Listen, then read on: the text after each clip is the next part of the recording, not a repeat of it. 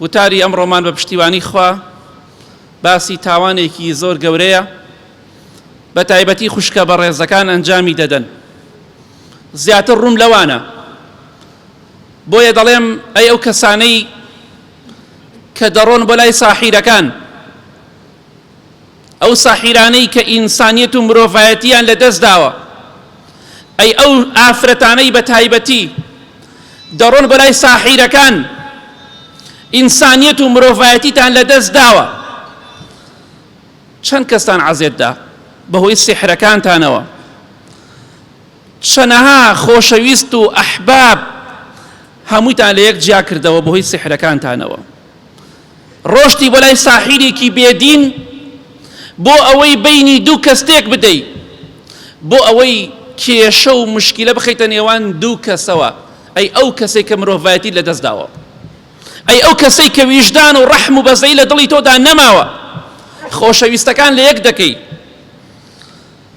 خوای گەورە و میهرەبان بە گەورەی و دەسەڵاتی خۆی لە دنیا و لە قیامەتە ئەو کەسانە لە خۆشەویستەکانیان جیا بکاتەوە کە لە دنیادا خەڵکیان لە یەک جیا کردەوە.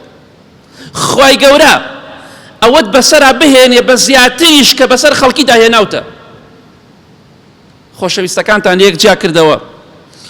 گوێ بگرە ئەی ئەو ئافرەتەی دەڕۆی بەلای ساحیر بۆ ئەوەی کە نێوانی دوو کەس تێک بدەی، نێوانی ژن و پیاوێک، نێوانی مناڵ و دایک و باوک، نێوانی خزم و کەس و کار و برا و خوشک تێک ئەدەی.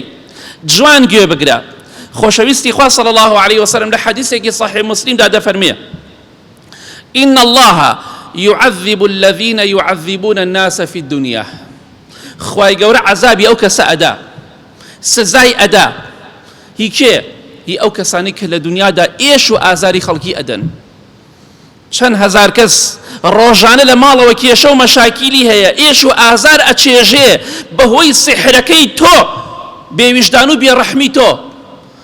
خوای گەورە تۆڵەت لێ بکاتەوە لە دنیا پێش قیامەت، و دڵنیاش بە نە بە نوێژ، نە بە ڕۆژوو، نە بە حەج، نە بە عومرە، نە بە قورئان خوێندن، نە بە خێر و سەدەقە، ئەو حەقت لەسەر لا ناچێت، چونکە عەزێتی خەڵکی داوە بوویتەتە هۆکارێک بۆ ئەوەی کە کوفرێ تاوانی ئەنجام بدەیت، سحر بکەی لە کەسێک و دوایەوەش ئێش و ئازاری کەسانێک بدەی. خوای گەورە لە دنیا و قیامەت ئازارت ئەدا، عەزابدا لەسەر ئەوە.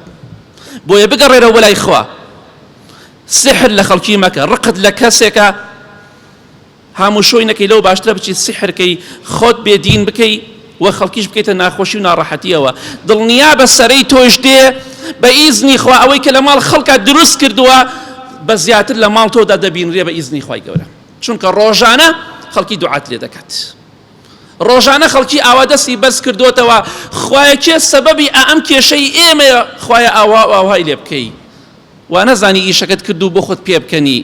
دڵنیا بە دەستەکان بەرز کراونەوە بۆ ئاسمان دژی تۆ، خوا دەزانی کێ سحری کردو، با کەسەکە نەزانی کێ سحری لێت کردو. ئاگاداری خۆت بە.